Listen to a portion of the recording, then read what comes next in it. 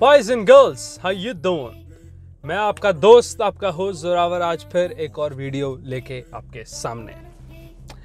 ये पॉसिबली जो वीडियो मैं बना रहा हूँ ये एक लास्ट वीडियो होगी इस टॉपिक पे। बस एक एनालिसिस कर लेते हैं बिहार इलेक्शंस का, how what we can take out of this elections. हम क्या सीख सकते हैं, क्या समझ सकते हैं, क्या जान सकते हैं, और कि जो वोटर की मेंटेलिटी है क्या हम उसको समझ सकते हैं, क्या पार्टीज़ ने वादे किए और किस बेसिस पे कौन सी पार्टी आगे पहुंची।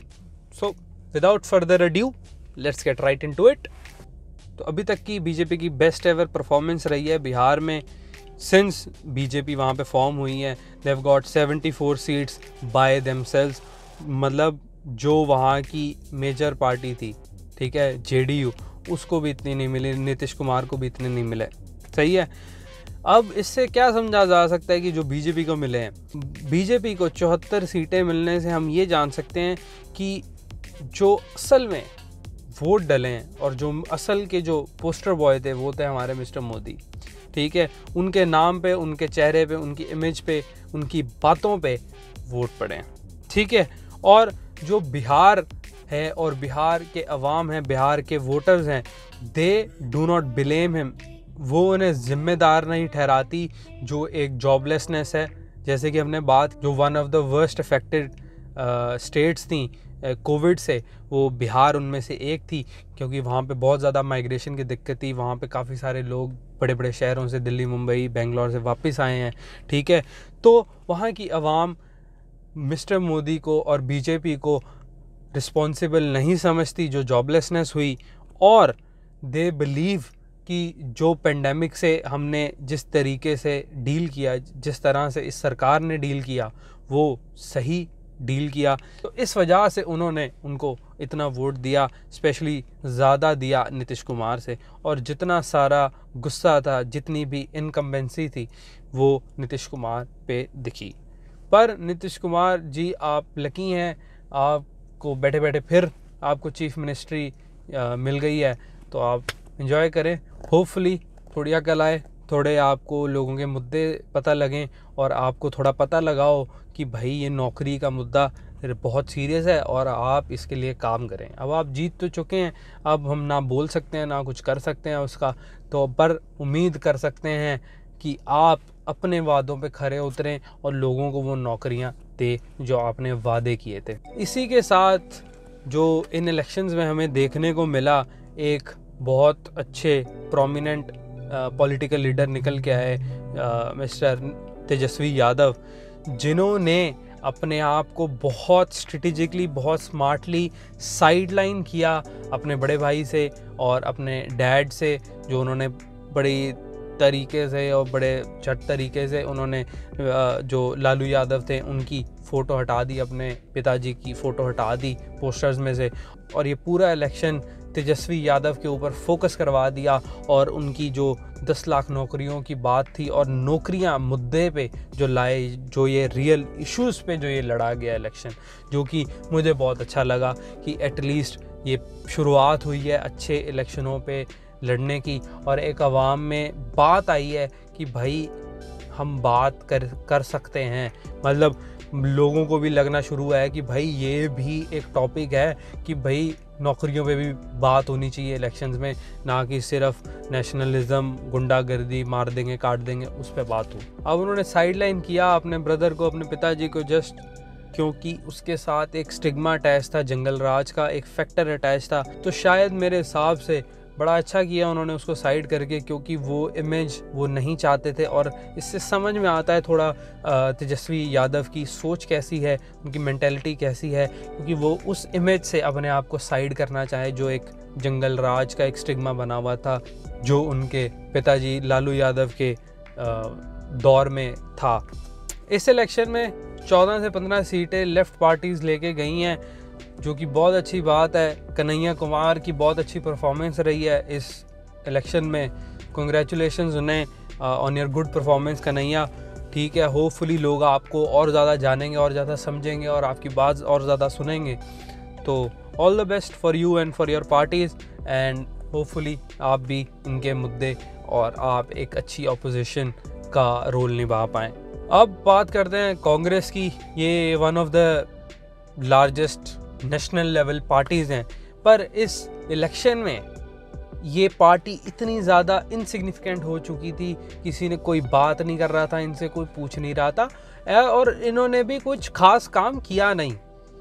इट्स नॉट कि इन्होंने अपनी एफर्ट्स 100% डाली और लोगों ने बात नहीं की इनके बारे में, इनके चीज़ों के बारे में, इनकी पॉलिसीज़ के बारे में, इनकी पार्टी के बारे में, पर इन्होंने खुद ही कोई एफर्ट नहीं दी पार्टी को रीबिल्ड करे, पार्टी की इमेज को सुधारे ना।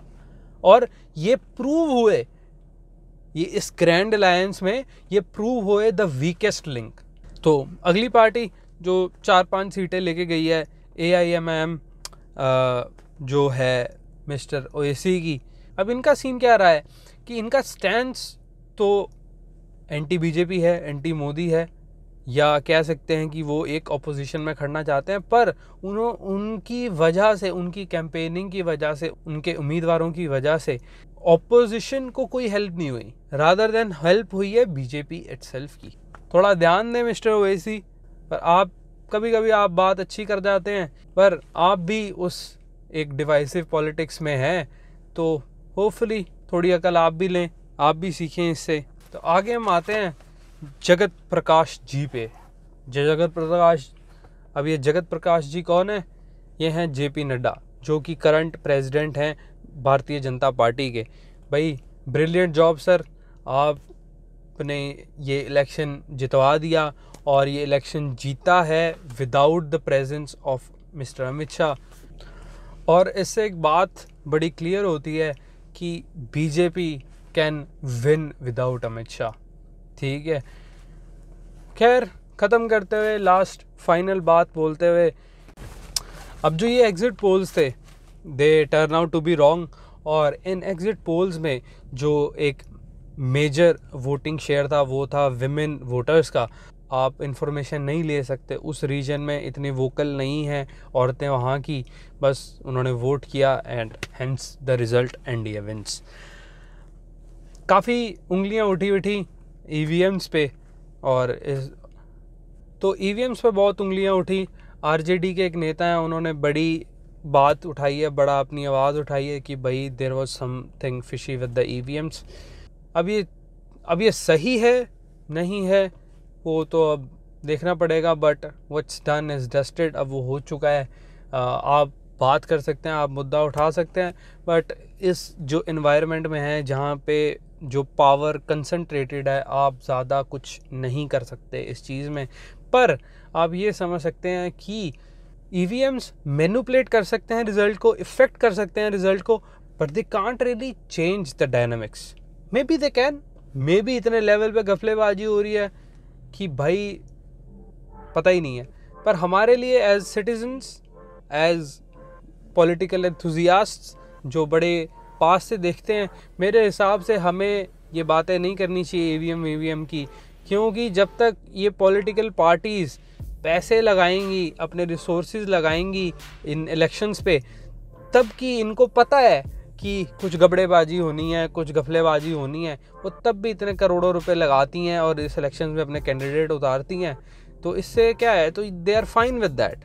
तो बस वो एक उनको वो है ना, उंगली एक बहाना मिल जाता है, एक छुपने का रीज़न मिल जाता है, पर इतना कुछ फ़र्क नहीं पड़ता है उनसे। बात तो हम EVM से तब करें कि जब पार्ट सामने से आके बोलें कि भाई we do not believe in this EVMs, हमें बैलेट बॉक्सेस चाहिए, और जब तक आप बैलेट बॉक्सेस नहीं लाओगे हम अपने कैंडिडेट्स हम इलेक्शंस में डालेंगे ही नहीं। आप एक प्रोटेस्ट करिए ना, आप एक अच्छे लेवल का प्रोटेस्ट करिए।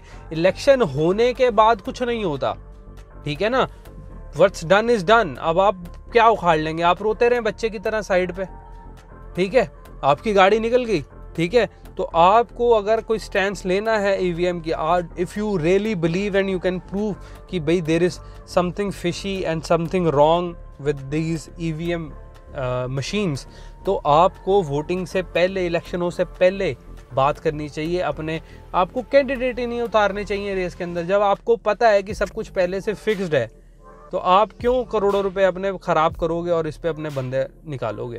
खैर, ये बिहार इलेक्शंस पे मेरे हिसाब से हमारी लास्ट वीडियो रहेगी। अब बात करेंगे हम और इलेक्शंस की। वेस्ट बंगाल में इलेक्शन होने वाले हैं जल्द, तो अब हम बात करेंगे और नए आने वाले इलेक्शंस की। अब जो होना था वो हो गया। तो इसी के साथ हम मिलेंगे आपसे अगली वीडियो में। इसी के साथ हम मिलेंगे अगली वीडियो में। तब तक के लिए take care, cheers, good bye. और हाँ, ज़्यादा से ज़्यादा सब्सक्राइब करना मत भूलना। Okay, bye.